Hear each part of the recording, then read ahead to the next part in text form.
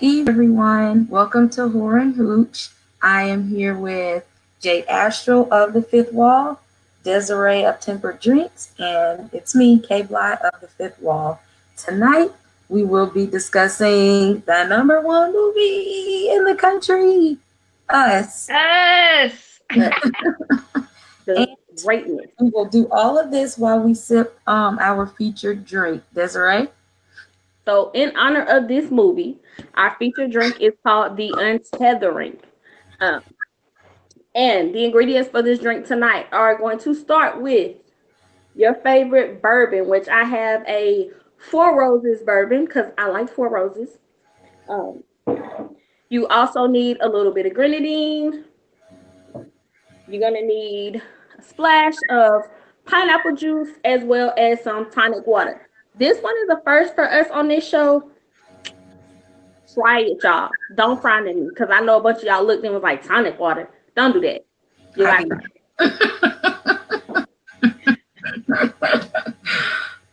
All right. So I hope everyone had a chance to see us. We moved up the show because so many people were putting out reviews and discussions. So we decided to go ahead and jump in here so you guys can hear our perspective, Why not? our philosophies, our theories, things that we noticed, different symbolisms, character dynamics, relationships, all those things. We wanted to go ahead and get that out there. So if you have not seen the movie, don't watch this yet. Okay. nah. Save the live. It's going to be posted on the page in YouTube, and the podcast will be up afterwards too. So don't watch it yet. But if you have seen it, come on, join us. You know what? I'm not gonna. I don't want you to discourage those that haven't seen it. Like, if you want to take that risk, that's on you. True. True. To be nice and warn you. I tried to be nice, but she's like, you know what? If you want to go ahead and spoil it for yourself, hey, that's on Right. you. This is your spoiler alert. Yep. That's on you, I always baby. try to put that warning out. The movie Us is basically this family goes on vacation, and while they're on vacation, they kind of have like a home invasion type situation. Like this other family shows up at their door and breaks in, and then all hell breaks loose. Um, and basically, this family that comes into their home is an exact match to them. The mother looks like the lady, the kids look like the kids that came in, and the husband also has like a counterpart that comes in. And it's strange for them that they're being attacked by a family that looks just like them. And within it, there's just this whole other philosophy and theories and all these different kinds of things to make you think and unpack within the film. So before we start doing that, let's get our sip on. All right. So, we're going to start with this drink tonight. Like I said, don't frown at me. Y'all try the recipe. So, I got my glass and I got my shaker. Always start with a little ice in your shaker. And tonight, we're starting with the bourbon.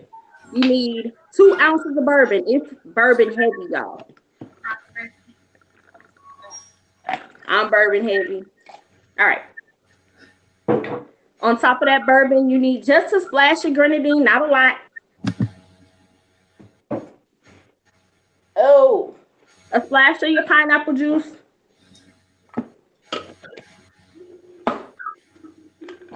And we're going to shake that up. Y'all know I always say shake till you see the frost on the shaker. And we're going to get ready to put that in your glass. Now, in your glass, you also need a little ice. So, get some of these good cubes in here to the top. We're going to strain your drink into the shaker. It's a pretty decent red color. And then you top that off with the tonic water. Yes, again, tonic water. Y'all stop doing me like that. That gives you a little fizz for your drink. Here we go. So, taste that, sip that. I picked the Four Roses version because it's a little sweeter, and that makes this drink a little better. But you guys try this at home. I'll post the recipe after the episode.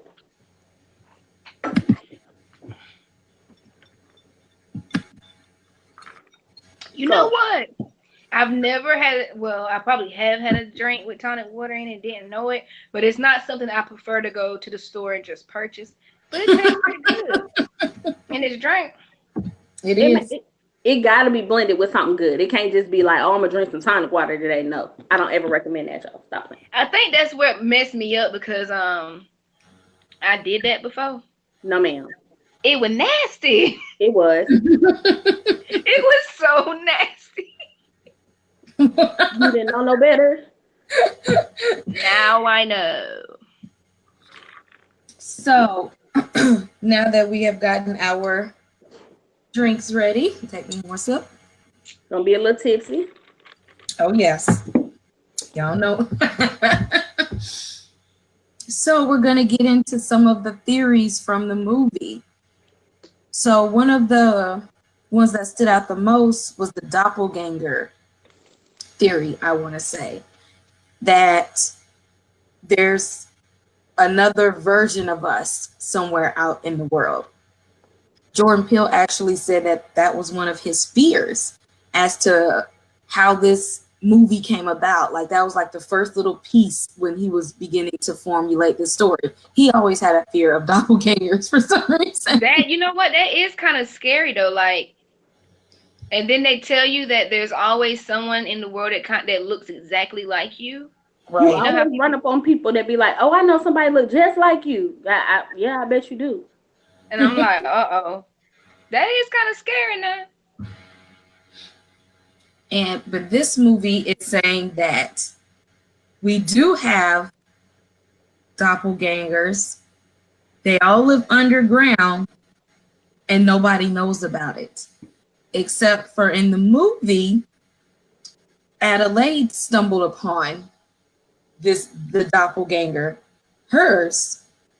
And sorry for the spoiler alert, but this is, I kind of have to give this away because of what it symbolizes. The fact that her doppelganger switched lives with her.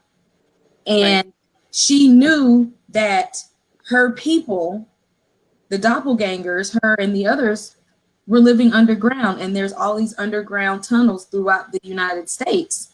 And she knew about it. But once she switched places with her counterpart that was above ground, she never went back to help her other people. She knew that they didn't have proper resources. They didn't have good lighting. They didn't even speak.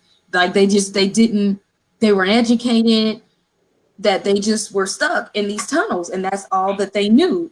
And when she goes above ground and she figures out, life, and she starts to experience privilege, she can go back to rescue or to go get the others or to say like, hey, like they're really struggling down there. Like she literally just like out for herself. It was like, but I think what it is that she was envious of what the girl had. Like when she ran into her and she actually saw an opportunity, she took it and she was just like, I don't even want to present that to the others because they might mess it up. Not only that, it's kind of like how we are in society now. You come out the hood, you get riches, you get famous, whatever it is that got you out of the place where you were. How many of us really go back to the hood and say, let me support you, let me help you, let me give you what I got? We gone and that's it. And I think, and that was one of the kind of the themes in the movie is like, how often do the privilege really reach back to the ones who are struggling? Man, she was trying to protect that the whole time. That's why she was fighting so hard. Like, she was fighting so hard, even the husband couldn't even hang in there. But see, the real Adelaide, she was the one who was like, okay, I came from a normal life and I lived pretty decently, and now I'm down here with these people struggling. She was the one who moved along to go and help out everybody else that was down there. Those weren't even originally her people, and she went to help them. Like when she was like, if I'm getting out, I'm taking everybody with me. Right. Yeah, because she felt as though it just wasn't right. You know, Mm-hmm. she had, think about it like this, she had more morals and, understood the value of things than Red. Red didn't have a chance to experience any of that. So who's to say that she's going to automatically think about going to save anybody else when she's just trying to survive herself? Right. She's playing that role of being someone that's just trying to survive throughout life. Why not be a savior in life? I think that's kind of like what I saw in the play of the opposites of them. And and that's kind of other people's take on it is that we are our own worst enemy. Like that is like, they're different sides of the same coin. Like doppelgangers could represent that other part of you, that other part of your personality that you're not willing to deal with, that you're just not willing to accept, that you want to ignore, or that extreme part of you that is there. Yeah, so it's like either there's a whole other person, or that other person is just really an extension of who you are anyway. And that's what a lot of people saw within us, is that, and that's why the people looked like us, they weren't strangers. The people that were down there, they were us. And a lot of people were saying is that they wanted the underground people, the shadow people, to look like the ones above, so that maybe they could see like the people who are struggling look just like us. I think that was the symbolism of people if they don't have anything in common with us. But when you see people struggling and it's like that is me, that could be me, it makes you want to like jump in and do something. I was saying, I think the symbolism of the mirrors and the fun house is the play on that. Splitting image, how he showed the 11:11. Mm-hmm. And can you go into being a carnival and a fun house itself? Like you have people there that's seeking a thrill, like they're trying to fill a void. They're there for a reason, Can you go into that Bible verse for those people who didn't catch the is it Jeremiah 11:11? 11:11. So Jeremiah 11:11. Let me preface this by saying, y'all know I don't go to church every Sunday, but I had to go look this up because I needed the understanding for myself. This actual chapter in the Bible is about people honoring false gods and loving gods that were not their God. So in the world today, I akin that to like materialism and just vanity and things like that, because throughout the entire movie, you had the husband trying to compete with his friend about who got the better car. He got an upgrade on this. I'm gonna have to catch up. Like they were playing keeping up with the Joneses. Right. Like that was one of the most important things that he discussed throughout the movie. And the particular verse, Jeremiah 11:11, in a nutshell, is when the evil comes for those who have honored these false gods, I'm not going to hear their cries. I'm not going to save them. And so the relevance of that to me was those of us that were above ground, who weren't the shadows, we were worshiping these false gods. Like Red said, we were taking things for granted every day that the shadow people didn't have. So when they came for us, there was going to be nobody to save us. We reaping what we sowed. Yep. And I think he just picked, 11:11 has it's a mirror image of itself in that verse, and I think it just matched up really well with the rest of the theme of the movie. And I also like the fact that the number 11:11 is a mirror image of itself. So you're looking at one on this side, one on this side. And that's what they give you in the movie, and especially in this the scene where they make it into the house and they have the above ground family on one side and they have like the underground family on this side, and exactly mirror images of themselves, like the number 11 or in the verse 11:11, and they're literally just sitting there like, why, you know, they don't, it's like these people are here in our house and they're us. This is us, and they're sitting right across from each other. And it's like, how would that kind of play into somebody's mind that you're attacked? It's like you're being attacked by your own self. And at that point, you are your own worst enemy, because it's like, what can you expect from yourself? Like, how much do you know about you to save yourself from you? And it's like, you have to really think about that. Like, could you survive a copy of you trying to attack you? I think that would be hard, but at the same time, I think that survival was kicking in, that instinct for me at the end of the day.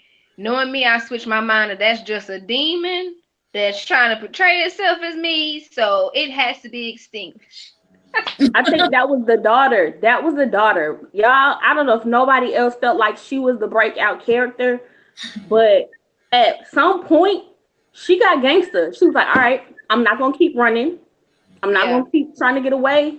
We finna take them out. Because when they went to the house of their friends and realized we not fighting only us, we fighting others, and there are more shadows set up like this, Dad told them to get Ghost.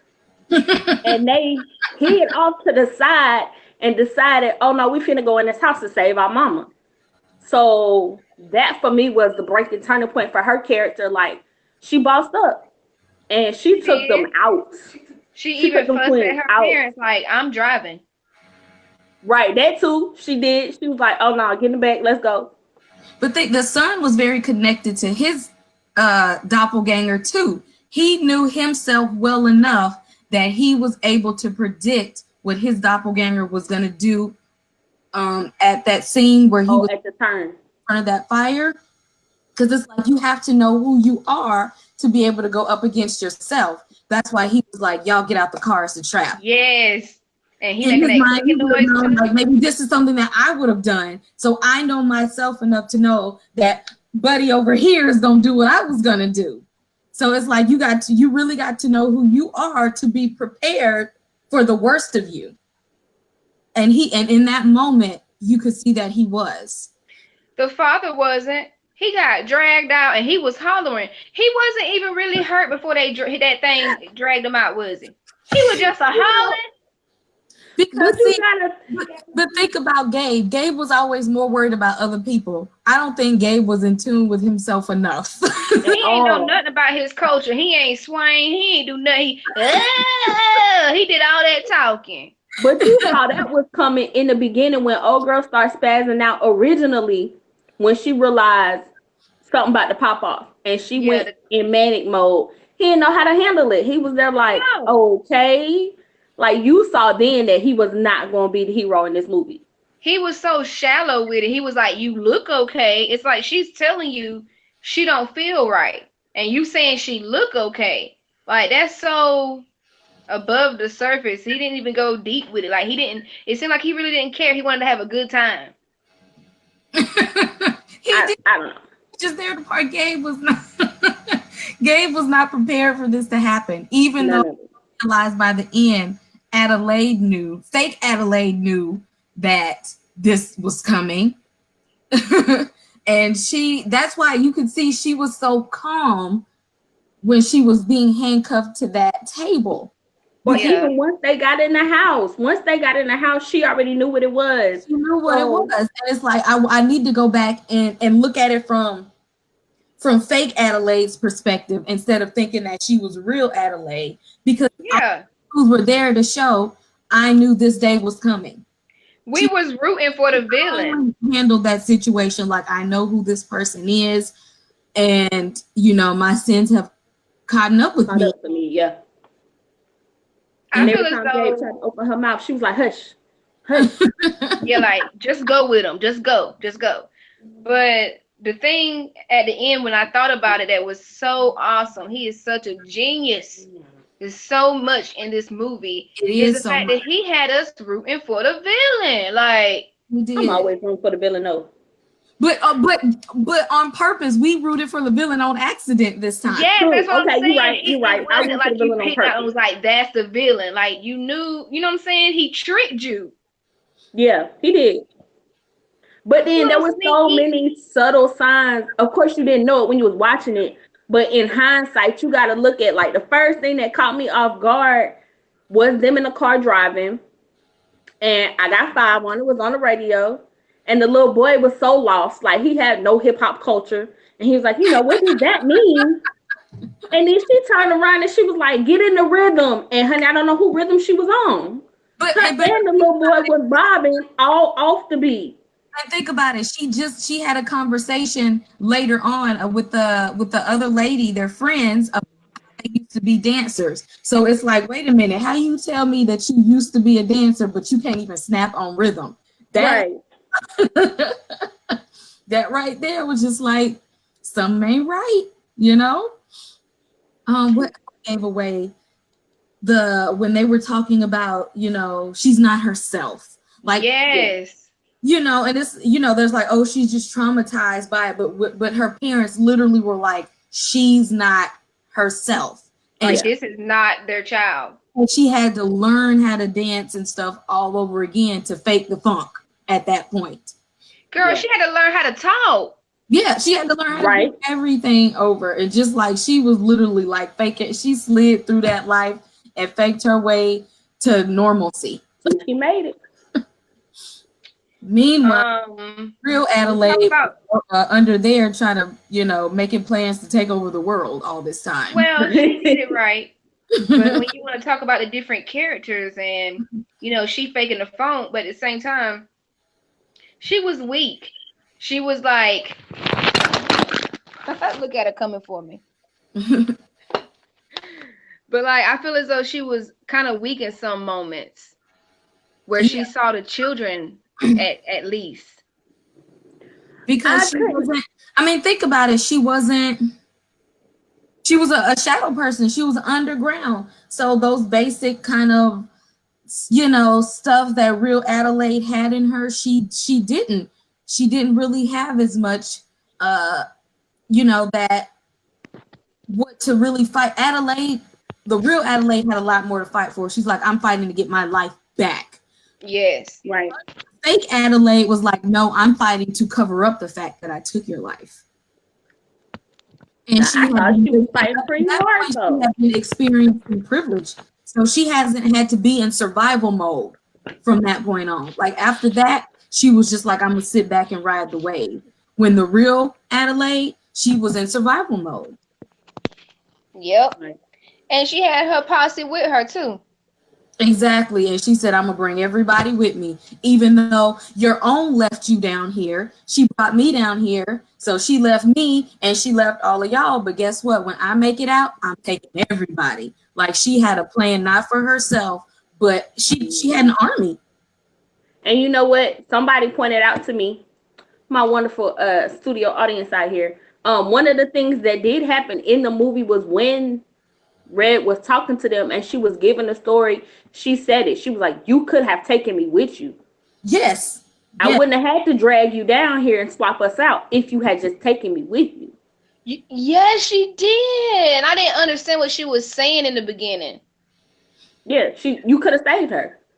And that's another reflection of society. It's so easy for us just to walk away. But when in reality, we could give that helping hand. We could bring somebody forward. We can push them out of the shadows. But we don't do that. Yeah. People when they, that life of privilege can make you turn a blind eye. And fake Adelaide kind of turned a blind eye on the ones who were struggling. But real Adelaide was like, I'm not going to do what you did. I'm not going to make the same mistake you did. And what I think it was really, really clever that Jordan Peele subliminally gave horror fans a lot of tidbits that Yes, he who did. love horror would really see. Yeah. Paying homage to Michael Jackson. And not only did he just, try to throw some love out there for MJ, but he did it in the format of a Thriller shirt. He pointed out that one thing of blackness that hit horror back in the 80s. You see what I'm saying? Like Yeah, Thriller. you could have did anything from Michael Jackson in the 80s, but he said, no, this is a horror movie. I'm gonna throw a Thriller, little Easter. He had another horror movie in there too. I don't know if you paid attention to the little symbolism because it was quick, but the carousel was symbolism of the Lost Boys. That's somewhere, and I missed it at the time. I didn't, I didn't catch that, but I felt like I did. I'm a fan of Lost Boys. I felt like that was going somewhere. But yes, the Lost Boys is one of my Stephen King favorites. And the mom mentioned it. She said, "Oh, they're filming something by the carousels." And I didn't even. It's like I wanted to figure it out. It's like when it's something there, but it just take you a minute for it to come to you. Just like real Adelaide, she had on the one glove. So and that was 2 hints right there. The one glove, as in, word to Michael Jackson, and the type of glove that she had on was like the glove that Freddy Krueger wore. And she wore that glove with the scissors in her hand. Freddy with gloves on, with the knives on his hand. Yes, he haunted me in my nightmares. Real horror fans, I see you, Jordan. Yes, I mean, that was for us. And also the campfire story that she gave us. Yes, like everybody sitting around, and they were at the fireplace going, and she just literally told them this really spooky. Once upon a time, there was a little girl. My thing is, if you pay attention, she sounds like Beloved. Beelov.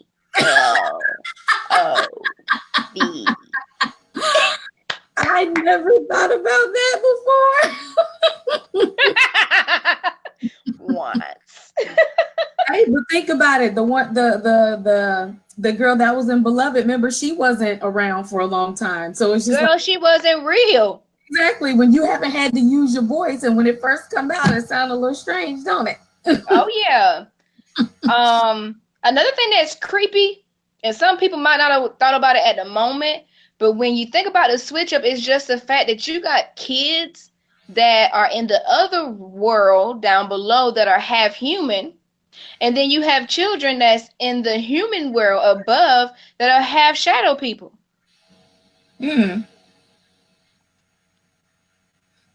That's why I probably think the little boy was in sync with his shadow person. He knew what he was gonna do. He also he knew what was up with his mama too. Yes, and I like that because see, this is my theory. I feel like when real Adelaide took him away and pulled him in those tunnels, I feel like she told him the truth. Okay. Because think about it, because he literally had to sit and watch them to go at it while he was in the locker. And when she pulled him out. Oh my gosh, I forgot he was in the locker. He got to see everything. He knows. He was there. And man. Yes. He was. And then that's why she was like, nothing's changed. Nothing's changed. Like, girl, he just watched you kill somebody. That was probably, and you know why, like Fred, even though she know that's technically not her son, she was seeing him with no scars on her face. I mean, on his face. Like, he just looked like a pure little boy up above. And, he was trying to build tunnels to get to somewhere. He just normally you build castles. Exactly. He digging for tunnels. Exactly. When he was, think about it, when he was on the beach, he was over there trying to build tunnels. Like, what, you trying to go underground? Like, your brother is so weird. He was, and it's like, why was he so had that? And it made me think of Halloween. Hey, Jordan, there you go, shouting out another. Yeah, because he wore a mask like Jason. All the No, time. Michael Mike Myers. I'm Myers. sorry, Michael Myers. Because remember, Just if you wearing go a back and mask, like the remakes that they did of Halloween, remember they did the remakes in the 2000s, and they kind of showed you like the story of how Mike Myers kind of like became who he was, and when he was a child, he used to wear masks all the time, and that's what I thought of. He even walked like him. Yeah, that's what I thought about that when I seen the little boy in Us. I'm like, Mike Myers used to wear masks when he was a kid. I'm like, he's like, oh, dropping these little hints for, the real horror fans, and it makes us think about these movies and paying homage and these little subtleties that he adds in there. And it's like, why is he always wearing a mask? Kima, like the other thing that I'm still pondering on, okay? So there were so many rabbits. I know, rabbits multiply like crazy, but at the same time, were they trying to get at like maybe the possibility of people being cloned and we just didn't know about it? Well, I was watching this one interview, and it makes you have to kind of think about the little news flashes, I guess you say, that were happening at the beginning of the movie. And they were talking about like, this experiments and these underground tunnels everywhere. And, and it could be that the experiment started with rabbits. If you can clone and make doppelgangers with rabbits, you can do it with humans. And the way I kind of saw it, as listening to the interview, they had this experiment, and for some reason they abandoned it, and just left it there and forgot about it. And like, think about, movies that we've seen in the past when people have like had these experiments that they kind of like, oh, well, I don't know if this went right, so I'm just going to toss it to the side. So it's like you ready to hear something crazy? And you talking about that, I'm finna tell you something. I went to a petting zoo recently, and they had a Zorse. It's a horse and a zebra mixed together. Who? Yes. They took a female horse and a male zebra, and they made it and created a Zorse. And they also have a wolf dog. Now that's popular in Texas, actually. Wolf dogs they naturally breed like that on their own without us touching it. But it's still big and scary. It is. There was a story that came out years ago. Sorry, Jade, I know you live in Florida, but how Florida man. It was man, either the Florida man, my neighbor. It was either snakes or lizards that people were kind of like breeding to be like a large breed, but they didn't make good pets. They were dangerous, so they just tossed them out to the wild. Oh yeah, they do that all the time. Overpopulating. They flush them down the toilet. They'll just go take them out to the Everglades or like the swamp area. They just drop them off. Like, people think stuff when they show like them big alligators and stuff like that, like it's fake. Mm-hmm. It's real.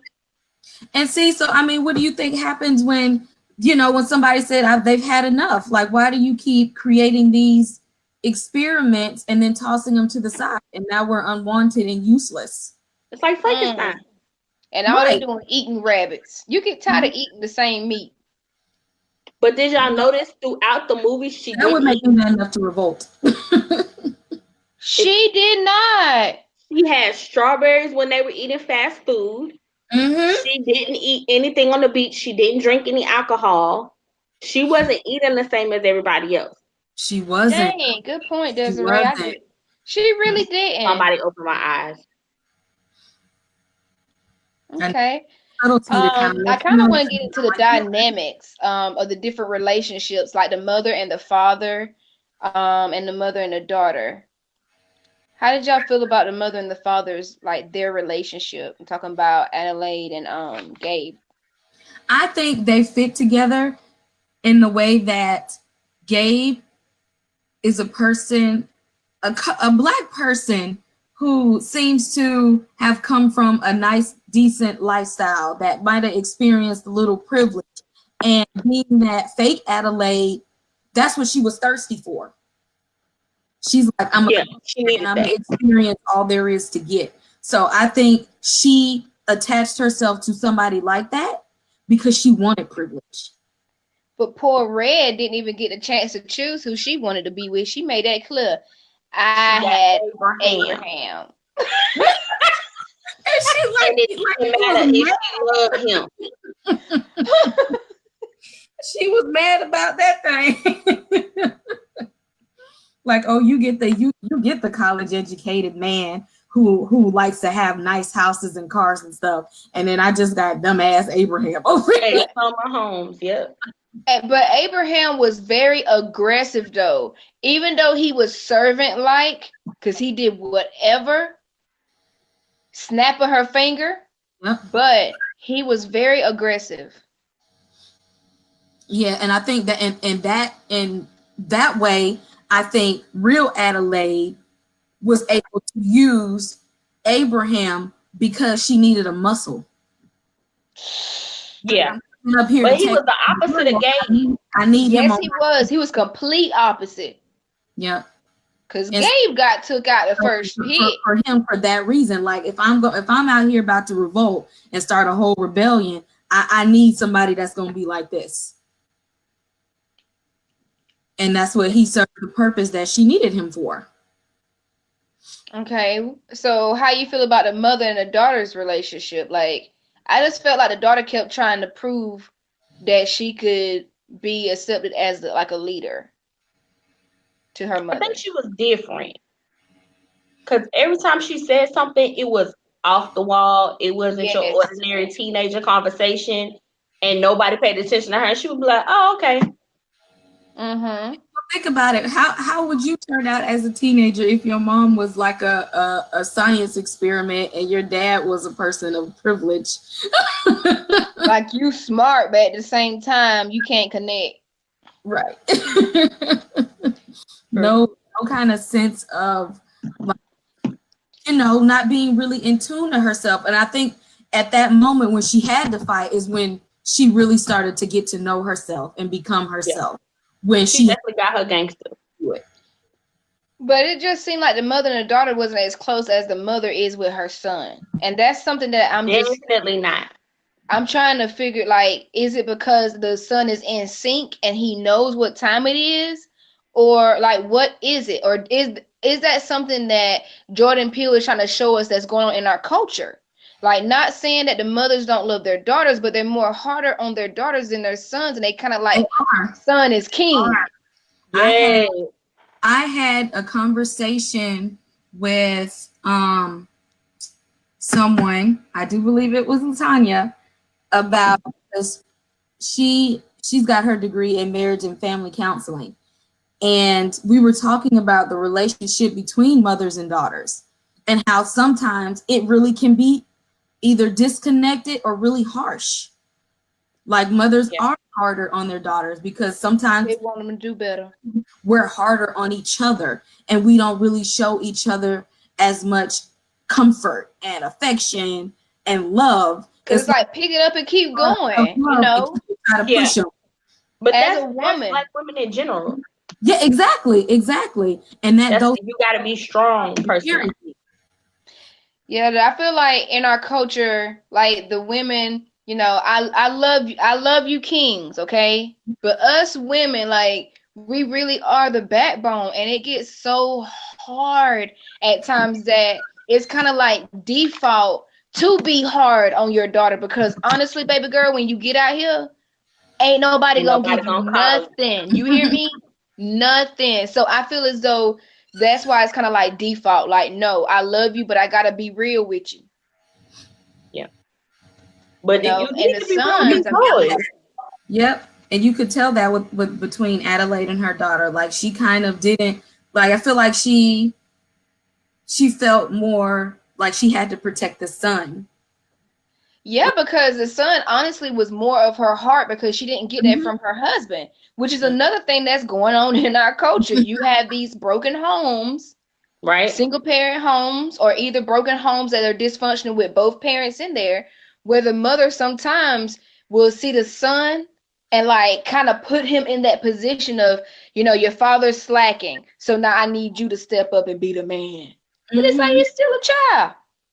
But My expect mama say, to already be this show, but be showing the daughter tough love to try to toughen her up for the harsh world, but yet kind of giving that more of that I need to build the son up more, and that she needs to be independent and figure this out while I work on him. What was you gonna say, Desiree? oh, I was just gonna say, my mom said that mothers raise their daughters and love their sons. Mm. Ooh. I mean, that's the perfect Mm. explanation for it. So, yeah, Mm. yes, I'm just gonna take this right here yeah, and Gonna I'm and not I'm gonna do this. I'm about through with that, but she should ought to And right I know. ain't on. got nothing to say to that, but let me do it one more time. I know. I'm It's not true out. though. It is, but it's just like Uh, I'm gonna be real, no hard feelings, because at the end of the day, it helped me become the woman that I am today. And I feel as though I was blessed to have that counterpart of my um, father being in my life and being a strong male figure, and as well as my mama did flip it. Like, I'm gonna be real, my mama done knocked me out before, but I deserve it because I was doing something I ain't had no business. And it right, just right, taught me, get your stuff together. Don't be out here looking like this when you have business to take care of. You don't know who looking at you. So if right. I caught you slipping, you don't know who seen you. So yeah, I got to teach you something real quick, and I respect it. But at the same time, she nurtured me to tell me you are a princess. Now you are a queen. You have to be strong, but you can be elegant. True. So And it's just the fact of learning how to play it like teeter totter. I love how Jordan Peele, how he brought these interesting dynamics of the black family without giving all the negative stereotypes. Yeah. Yes. He successfully made a horror movie with black people in it. There were no guns, there were no drugs, there was no projects, and the family was together. They had And there all wasn't that much profanity. parents in the house. It Yes, and sure wasn't. language and stuff, and which I definitely have to kind of point this out. She They said didn't she had want to her to point point that something out. out. Red came and got you. That Wait was you a good for minute. looking like her. She had to take out the I think they're triplet. trying to drag me to underworld. Girl, you the triplet. It ain't no double. You a triplet. Look at you looking just like Red. They done came to Okay. get you. But think about back in the early 90s when we had a surplus of black sitcoms. We had Martin, Living Living color. Fresh Prince. A Different World, Living single. and the Cosby Show, even. Oh yeah, And think Family about Guy. it, all of those shows subliminally was wearing hoodies and sweatshirts that shouted out HBCUs. Built up, Yeah. and during that era, the HBCU enrollment like doubled. We need to get back to that. And and Jordan Peele knew that. He said, "I'm going to take my black platform Yes. to do what they did back then with it." And he strategically put Winston Duke in that Howard. Sweatshirt. And Yes. I love that. And Jay Ashel and myself, we are products of HBCU. So that What? to us that there he's showing the HBCUs love, that black colleges produce successful people and that we're not dying out. We're still out there. This is Amen. been able to educate ourselves and push ourselves forward. And it's like, in spite of what people may be saying about these schools are dying out and struggling, no, we're not. Oh, we still here live and strong, and I love all the HBCUs, but the one that is deep down in my heart, I will forever love my SSU, SSU. And we always Savannah go shout State us out. University. So yes, thank you, Jordan Peele, for going and throwing that little bit out, and for the people who didn't kind of notice that was happening back in the day. Go back when you're watching Martin and Fresh Prince of Bel Air And and Give the World Cosby and stuff and Cosby Show, and watch how Oh, but and talk look at about all the Bill. shirts and hoodies that and they were wearing sweaters. and sweater that jackets and hats and stuff. Just all the paraphernalia from HBCUs that were thrown into these shows back in the day. And Right. we don't have sitcoms and stuff like that anymore. So it's like, what platform did we have to kind of push these institutions out there? So They would also do the Jordan Greeks Peele. like that too, like subliminally at the shows. Because I even remember, like, it was a show I would watch My Brother and Me on Nickelodeon, and the dad was a cute doll, and the mama was a Delta, if I'm not That's mistaken. right. Hit me. I swear that's my favorite episode. Yes, he's about hit me. He came home toe up. So y'all favorite episode wasn't Goo Punch? That's Oh yeah. Okay, Goo Punch is my favorite. Good punch. Hey. But I got this punch right here though. Desiree, girl, what you be doing by these drinks, girl? No, I be mixing it up. I be serving the joy in glass. You And, do. I got to refill my joy. Yeah, I just need this one cup of joy tonight. I got to get another one. I be trying to give us options. When I say us, I mean our people outside of Henny. Y'all And have gin got and to juice. stop drinking Henny everywhere y'all go. I love y'all. One, it's expensive, but it ain't the best. So try some other stuff in your life. You know what it is? Our people, we like to go with the trend, because I remember when I was in college, it was about that goose. Now, I do like Grey Goose, though, as a vodka, but having experimented with so many other flavors, there are so many better vodkas out there. Granted, they're a very good one, and they are in the affordable bracket if you're Tell trying to me, be. give me one. Because vodka, like, when I drink it, if it's not, like, nice and smooth, for some reason, like, my shoulders get tense. Are you gluten sensitive? You know what? See, that's another thing. This is a message for us people. I don't know. I might need to get tested. I might need to go to the doctor. Because I truly told, I can't drink much clear alcohol like I used to because I am now gluten sensitive in my older years. Okay. So And how so do my you hands feel? will swell up. My hands swell up, and it's like an allergic reaction almost. But I do it anyway because I enjoy spirits. But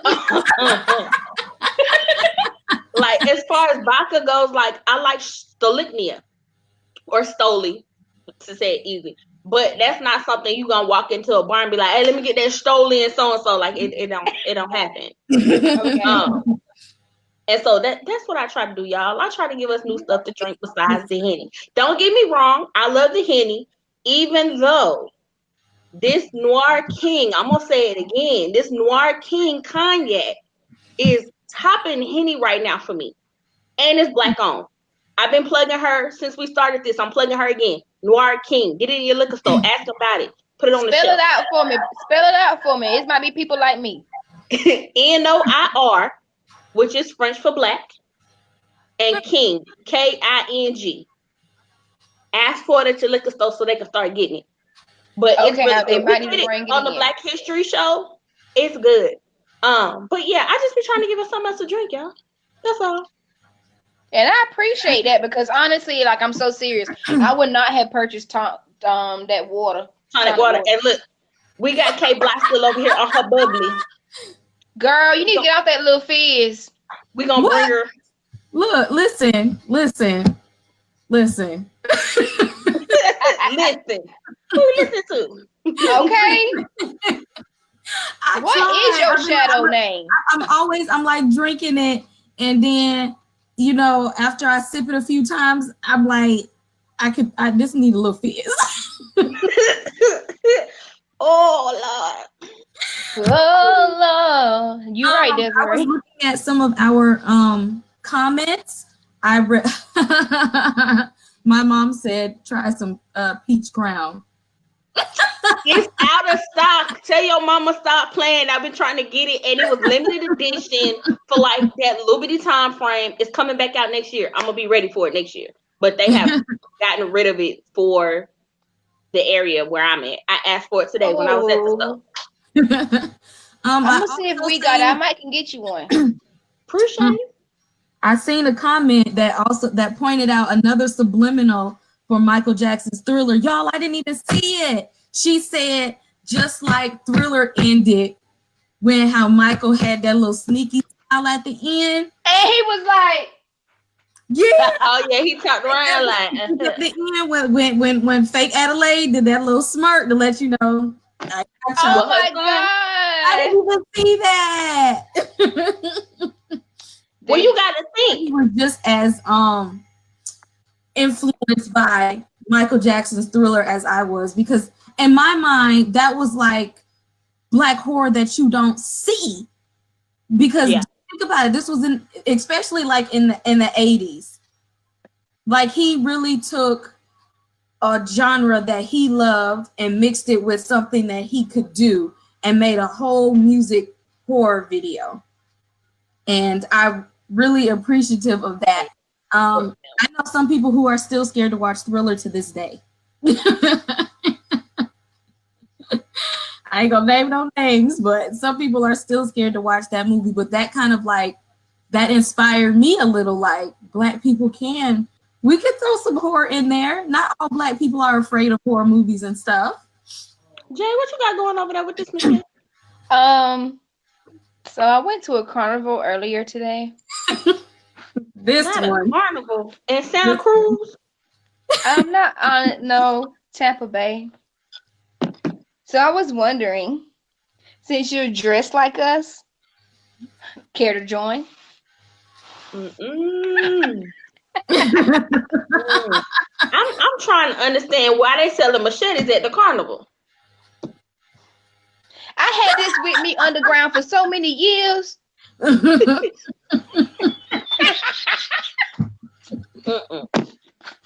Y'all know what else though? I'm finna backtrack to the movie right quick. At the end, I don't know if anybody else had that aha moment when I had it, but when she went into the fun house and she got to that door, ain't nobody else noticed. She didn't creep down them stairs and them hallways like she was scared and didn't know where she was at. She was full speed ahead, and like that was my trigger for like, oh, she knew what was up. She knew where she was at. She knew where she was going.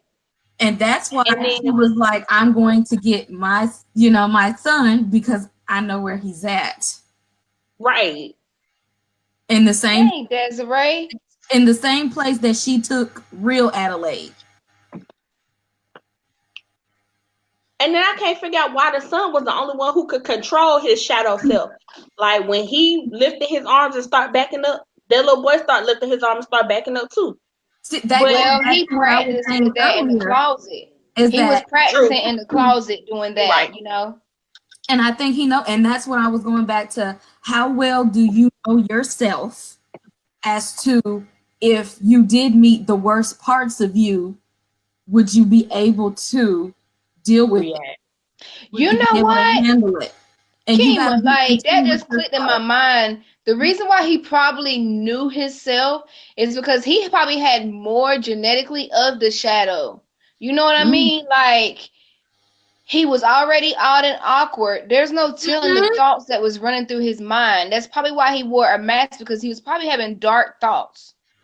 Well, now there is an online theory that apparently at some point in life on their previous vacations that the boy could have also been switched. And I've read that on some websites, and I can't see it for myself, but it's a theory floating out there. So I could see where he could have been switched when they went to the carnival and he saw that like man or whatever, and he was digging for the tunnels and he kind of wandered off. And because isn't that the same man that the mom saw? Mm-hmm. And so that could be in symbolism of the fact that he was exchanged out. But the thing is if he was exchanged out, then how come the mouth of the other one was already healed? Oh yeah, so it wasn't recent. Yeah, see, I can't get behind that theory 100%. I don't see how they pulled that theory out, other Yeah, than the part the part where they didn't have no rhythm, because neither one of them had rhythm. they And didn't. then at the end, where it was like a aha moment between the two of them. But I put that on the fact that he was in the locker the whole time. He heard the entire conversation between the two, so he heard the truth. And Yeah, I so think he that's when knew he that that was realized that not he was really his mom, but at the same time, that's his mama. She birthed him. That's well, what would have freaked me out. Like, are and you then he serious? Is that and why then I'm he kind of a little told him, crazy that my mom is not really from Earth? I mean, she's from Earth, but she's not from like normal society. She's from and that means underground. he's not. That means that would mean that he's not. And that means it's like, okay, that explains a lot about me, that he could be more like those underground people, He was. above ground people.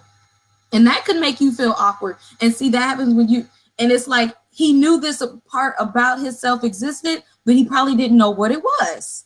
And that's Yeah. probably why she was more connected as well. Like my son, my baby. She was not like that about her daughter, and neither was her counterpart. Like Red. Red wasn't The like that. I counterpart mean, called them all monsters. she sent her daughter out like blue. And she And would another pet the thing about the son like daughter she was that a creeped me puppy. out is the fact that she smiled. Her shadow person smiled the entire The time whole movie. like a dummy. Like The whole movie. like that freaks me out. Like Even what when are she you was putting smiling the little about? hand, she What's was so smiling. funny? When she was dying, she was laughing. She was in a tree like like no, you supposed to be like, oh, I'm hurting, I'm about to die. You up here laughing. Like I think what it was is that the daughter kind of like masked her pain just like the father did. The father used material and like competition with the next person, and the daughter was using like intellect. Like she was looking up all these facts and all on social media, Yeah, just like the just government trying to do this and yeah. Like she was just trying to immerse herself in something deep that had like a meaning to it because she didn't have that. yeah. and, It's So a and they lot. and think about it, they were missing a whole aspect of their life. They didn't know who they really were. And let's think about that deeper. As if let's think about that as sort of putting race in it. African Americans, African Americans, we're the Don't only know. race that don't know who they are. We're the You're only right. that don't know their background. but who okay, now you want to go deeper and you hitting that? Let's go a little deeper. Who's to say, you know how some people be like, Africans don't want us. Lie. I met Right, a girl this week, right. y'all. It's They so want funny. us to come back home. I met a girl this week from the Ivory Coast. She was such a sweetheart. And she was telling me, like, you got to go to Africa. You got to visit. You're going to love it. And she was like, and don't believe people when they say Africans don't want y'all there. She was like, y'all are black people. Y'all are our ancestors. She was like, if you go to West Africa, if you go to the coast, anywhere that's not considered the Middle East of Africa, she was like, they love y'all. She was like, they Exactly. want y'all there. Don't let them fool you and give you that stereotype and give you all that bull about we don't want you here. They just don't want us to know where we're supposed to be. My shout out to my sister, Heidi. She's always saying, y'all need to come back and visit home. Because she knows that the connection that we have there. And think I about might not leave. the little boy That's in what the she told movie. me. It's like once he felt, or how he felt when he met his other half and him being underground, he understood more about who he was. I mean, that's like African Americans. We don't know our basis other than, what happened in America.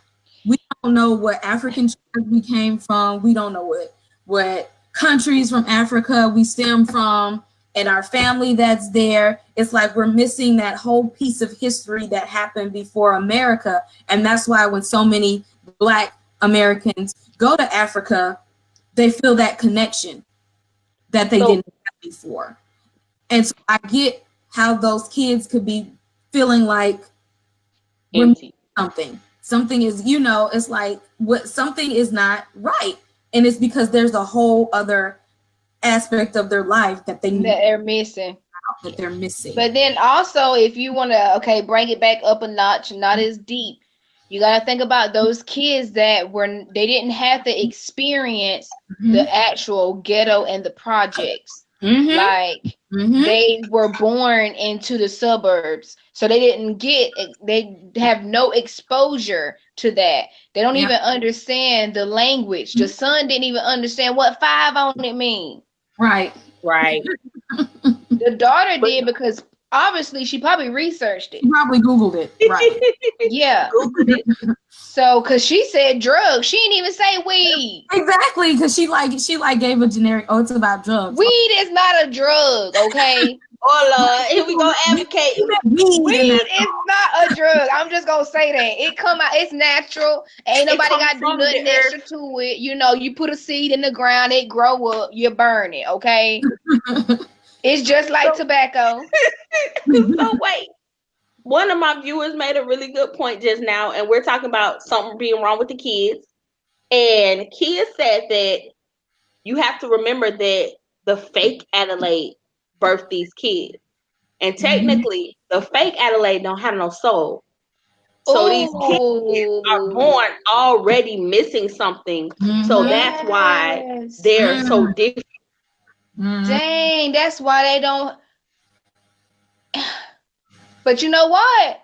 That's why they butts was fighting so hard too. They got that genetics in them where they like, I ain't got no feeling for you, because they went straight for their friends. Like I ain't gonna lie, they went straight to kill their little friends. I don't really think that was their friends though, because them little twins got on my nerve the minute they hit the screen. But I'm just saying, they associated with them. Jinx, double jinx. What happened? What we said? Come on with them twins. Oh, that was bougie and ignorant. I ain't like them twins. But why that was first one out real? Why was there shadows though doing like gymnastic stuff? Like they were doing cartwheels and stuff. Cause on the beach though, twins were doing cartwheels and stuff. Oh, okay. Before they walked over and was like, "Oh, your brother's weird." They were flipping around and shit on the beach, and so they was. Thank you. Now you know what I thought was so crazy, but it is so true. Like those that have so much money, majority of the time, they're miserable. And like the wife, the neighbor's wife, always was talking about how like she could kill her husband. Like. That is my favorite scene. Nobody paid attention to the shadow white lady. I don't know her name. Girl. When old boy was stuck outside and he was fighting the real Gabe on the boat, her face looked real concerned, like, oh my God, he about to die. And then that heifer bust out laughing. And I was like, she was waiting for him to die. That was my favorite scene because it was so cynical. And I don't think half the world caught that. I ain't seen that on no blog, I didn't even see that. Crazy. What I thought that was crazy was how her shadow person like looked in the mirror and like, for example, she just straight up cut herself because I think honestly she was hurting. Her husband didn't pay her no attention. He's sitting out there getting drunk and she's straight up telling him like, man, somebody is in the house. Like somebody is in the house. He was sitting there in his music trying to give him a little quiet moment to himself. Catch what? Y'all didn't catch that other shout out there that Jordan Peele threw in there when the radio picked up and she was like, call the police, and all of a sudden you hear NWA for the police. Yes. Like, that was another Jordan Peele Easter egg in there. I thought that was shout funny. out to society. He is nothing but a genius. Like, I am not trying to be like a straight up fanatic, but hey, Jordan Peele, like, I was watching you on Key and Peele, and I did not expect for this to come up out of you. Like, seriously, like, you threw a freaking, like, left curve, knocked me out because I'm so freaking ecstatic on the fact that we have black leads in horror. And like, they all lived. That initial family, everybody was alive. They all made it. And they wasn't, unfortunately, they wasn't the light bright black people. Like, he giving you real black people. No disrespect to my light skinned folks. I love y'all too. But y'all It's know all back right. in the day He you gave had us the some paper bag melanin in rule. there. I love Back in the day you melanin. had the paper bag rule, and you couldn't be no darker than a paper bag if you was gonna be on TV. Now it's everybody, every shade, every color. Yes, and I Mhm. love it because y'all, this my husband right here. The darker shoe. To me, I don't know what it is though. I mean, I do know what it is, but I just love that rich color. Like, And he really it's did. just And I like beautiful. that To he me, had that's the little, royalty. The darker you yeah, are, the more wealth you have in your bank. that little dark, the little dark skinned girl he used as child Adam. She was so beautiful. She was And pretty then little girl. the daughter, the teenage daughter, she was still, melanin rich. Yes, she was. And And a track star. yeah, He he kept the knew real. what Right, Hollywood said would look good as a suburban family. Because if Hollywood would have put that movie together, the the mom would have been, Girl, and the daughter would have had. we would have been girl, straight stop enough. playing. Black, black, black, black. Oh no, and Lupita would have been Sanaa Lathan. Oh yeah, it would have been somebody looking like me. I love me. You know what I'm saying? But I'm a mixed chick. They would have put me up in the, and I love my people. You know what I'm saying? I put everybody in there from the lightest to the darkest. We all are the same. You know what I'm saying? We all Right, are one. It should never be separate. Just because I'm light skinned, trust me, I go through the same issues that my dark sister is going through. I don't get no leeway. Shoot, they try to prostitute me out a little bit more because I'm light skinned. I'm done with you for the night. I'm just saying I'm though, done you know with how you it for go. the night. You know how it go. Y'all want to be real? Shoot. I'm tired of being the only one sometimes. I'm done. So The done. only one. But no, I'm excited for Jordan Peele to keep giving us greatness. I'm excited Yep. about Twilight Zone coming up, Candyman coming up, everything. I expect greatness from him moving forward. I'm gonna be so heartbroken if something flops. I am. No, don't say that. Ain't nothing gonna Keep that flop. on there.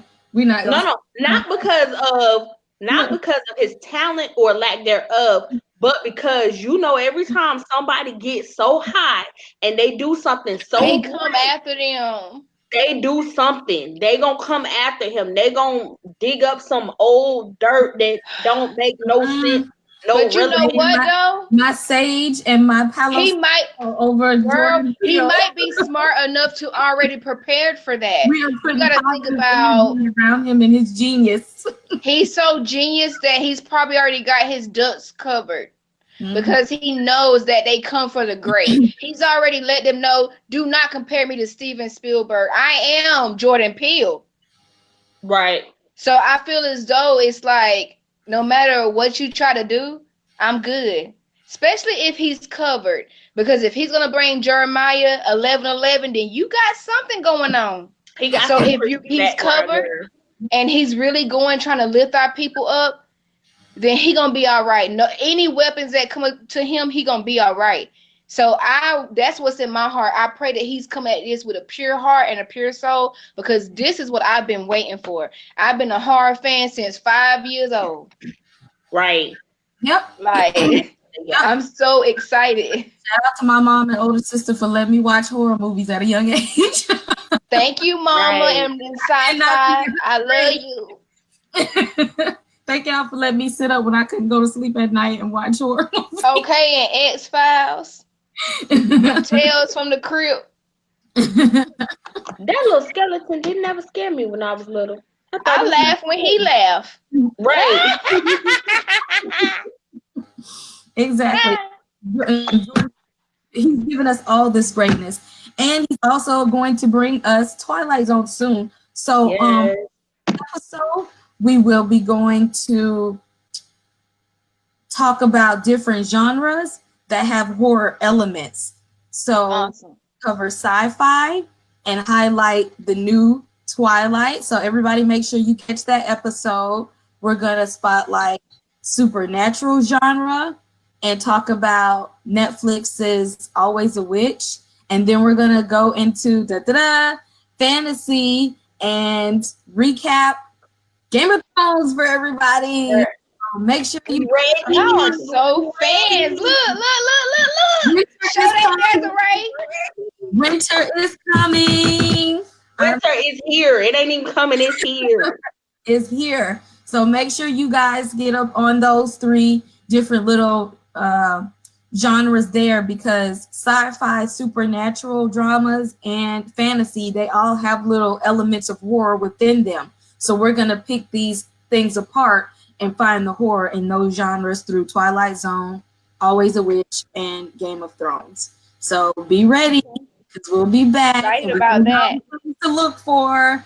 Be ready. I know you guys are going to want to catch up on and recap this last and final season of Game of Thrones. So y'all should have started in December. Y'all should have hit season 1 and been working since December.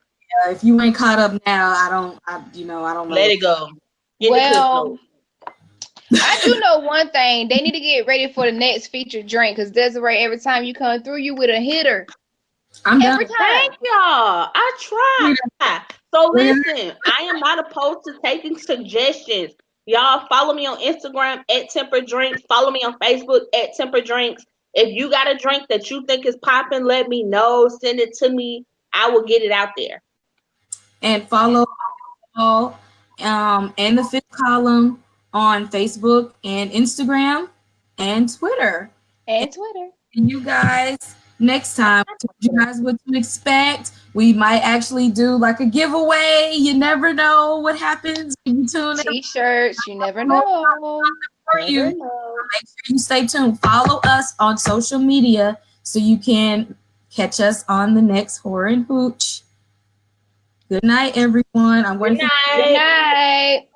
Be aware of your shadows. Girl, stop. You trying to give us nightmares. Bye, y'all.